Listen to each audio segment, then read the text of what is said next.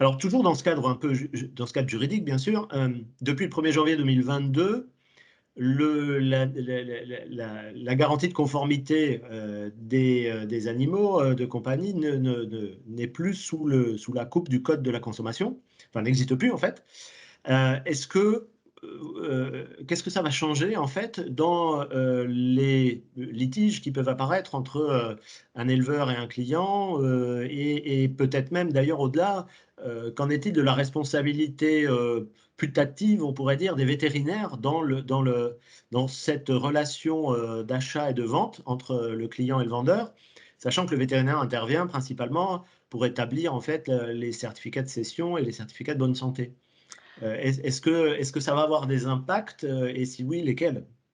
Alors, je suis très étonnée que, les associations de protection animale aient laissé passer cette loi concernant les animaux de compagnie. Je suis très surprise parce que, en ce qui concerne l'application de la garantie de conformité, je distinguerais les équidés d'une part et les animaux de compagnie d'autre part. Aujourd'hui, le cheval n'étant pas un animal de compagnie puisque c'est Mmh. a priori un animal de rente.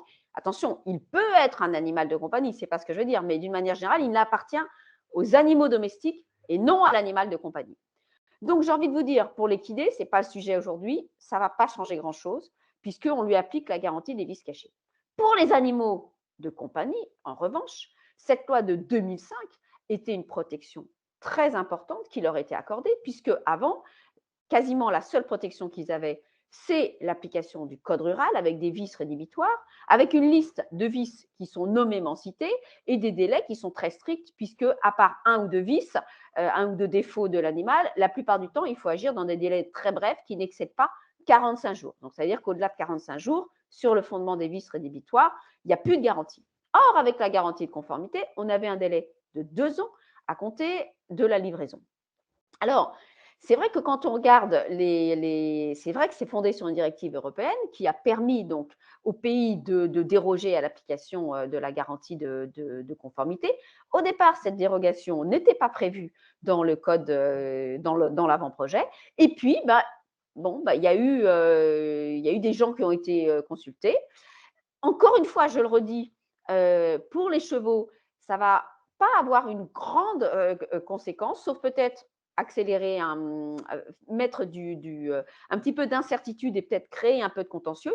Mais par contre, là, pour les animaux de compagnie, on sait que s'agissant des animaux de compagnie, il y a un contrat qui est souscrit, avec le vendeur et l'acheteur, avec Mmh. l'éleveur et dans ce contrat qui est obligatoire d'ailleurs, qui est imposé, document de cession par le code rural, dans ce contrat, systématiquement, l'éleveur indique que la seule garantie applicable, c'est la garantie du code rural. Et il exclut la garantie des vices cachés.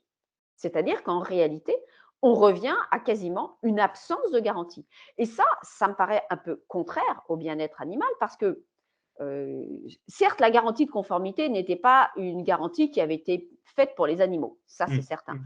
Mais néanmoins, elle permettait quand même à l'acheteur, lorsque le chien ou le chat avait un problème, d'agir contre l'éleveur, bon, d'obtenir des indemnités, bon, ça c'est une chose, parce que généralement, il voulait quasiment jamais rendre l'animal, hein, il Mmh. voulait garder l'animal et il voulait des indemnités pour permettre de s'en occuper correctement.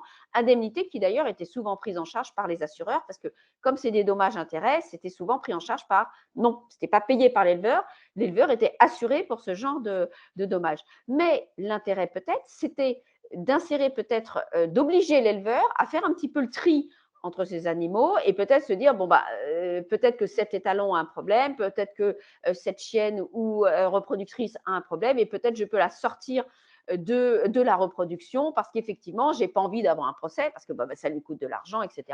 Donc, il me semble hein, Mmh. que cette garantie de conformité pouvait quand même permettre à l'éleveur de faire un tri dans ses animaux et peut-être d'en retirer un ou deux, évidemment. Les procès étaient relativement rares, mais quand même, ils existaient. Et peut-être que ça pouvait, au niveau du bien-être animal, permettre de faire le tri. Donc ça, c'est une chose. Et j'ai quelques chiffres quand même parce que j'avais été en lien avec monsieur le professeur Yves Leget, donc qui est le que vous connaissez, que tout le monde connaît, qui est donc le médiateur européen en Mmh. matière d'animaux de compagnie. Et il me disait que sur 3 ans, il avait fait 150 médiations, parce qu'effectivement, l'acheteur a le droit à un dispositif de médiation. Donc, quand il est en litige avec son vendeur, cette médiation qui est d'ailleurs prise en charge par le vendeur, c'est le texte du Code de la consommation. Et donc, ça montre qu'il y avait quand même du contentieux. Alors, vous allez me dire, rapporté au nombre d'animaux vendus, ce n'était pas un énorme contentieux, mais quand même un petit contentieux qui montrait que de temps en temps, eh bien, l'acheteur n'était pas content de son achat, et en tout cas, et qu'il réclamait des indemnités. Donc, pour terminer sur l'éleveur, pour les éleveurs, c'est une bonne nouvelle, hein, pardonnez-moi de vous le dire, mais là, pour le coup, ils n'ont plus cette garantie, ils n'ont plus que la garantie du Code rural. Bon, le texte définitif, la loi n'a pas encore été adoptée, hein, la loi qui va permettre de confirmer, là, c'est juste une ordonnance. Bon, voilà, là, les associations de protection animale ne se sont pas manifestées. Bon, voilà, tant mieux pour les éleveurs. Alors, du côté du vétérinaire, c'est aussi une bonne nouvelle pour eux, parce que le vendeur qui était en cause, alors déjà, l'acheteur mettait assez rarement en cause le vétérinaire, parce que le vétérinaire, il fait ce qu'on appelle quand même un certificat apparent de bonne santé. Il pouvait peut-être être mis en cause si son attestation n'était pas assez détaillée. Donc ça, c'était une possibilité. Mais c'est assez rare que je l'ai vu être mis en cause. En revanche, il pouvait être mis en cause par le vendeur pour les dommages-intérêts, parce que le vendeur, l'éleveur, pouvait parfaitement agir contre le vétérinaire en disant écoutez, vous m'avez fait un certificat de bonne santé qui finalement n'en était pas un. Vous auriez dû voir ce défaut qui pour vous était apparent puisque vous êtes le professionnel de la santé. Donc, certes, on me réclame une partie du prix de vente. On sait que le prix de vente d'un chien, d'un chat, c'est 1 800, 1 500 euros, ça va rarement au-dessus. Mais par contre, les dommages-intérêts, eux, ils sont très lourds. J'ai vu des procédures avec des dommages-intérêts de l'ordre de 10 000 euros. Et là, l'éleveur pouvait parfaitement agir contre le vétérinaire en disant ces dommages-intérêts, vous m'avez fait perdre une chance d'y échapper, et demander qu'il soit condamné à le garantir pour une partie des dommages-intérêts, ce qui pouvait d'ailleurs donner l'idée à l'acheteur de dire oui, très bien, si l'éleveur n'a pas l'argent, je peux aussi demander au vétérinaire qui a fait ce certificat de cession de participer au préjudice et de m'indemniser. D'accord. Et du coup, justement, la suppression de cette garantie de conformité, est-ce qu'elle ne va pas inciter les acheteurs, puisqu'ils ne peuvent plus espérer grand-chose, ils peuvent plus espérer récupérer grand-chose de la part des éleveurs? Est-ce que ça ne va pas les inciter à se tourner plutôt contre les certificats des vétérinaires qu'ils auront établis lors de la cession de l'animal? Ils peuvent essayer, mais il faut savoir déjà que ce sera que limité, puisque ce sera qu'une perte de chance. Et à partir de voilà, c'est qu'une perte de chance qui a été perdue.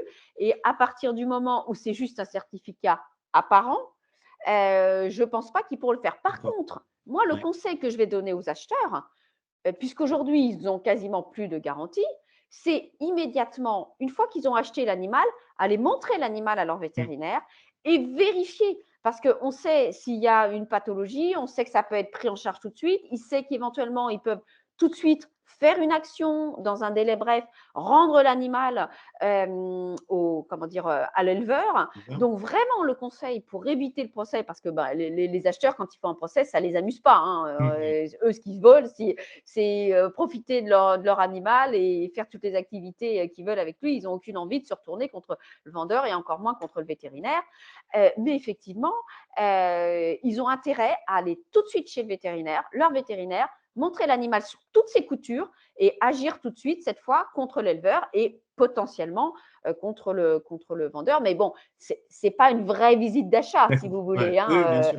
Voilà. On sait par contre qu'en termes de visite d'achat, quand c'est un cheval, il y a vraiment nécessité de faire cette visite. Sinon, on parle d'imprudence de la part de l'acheteur.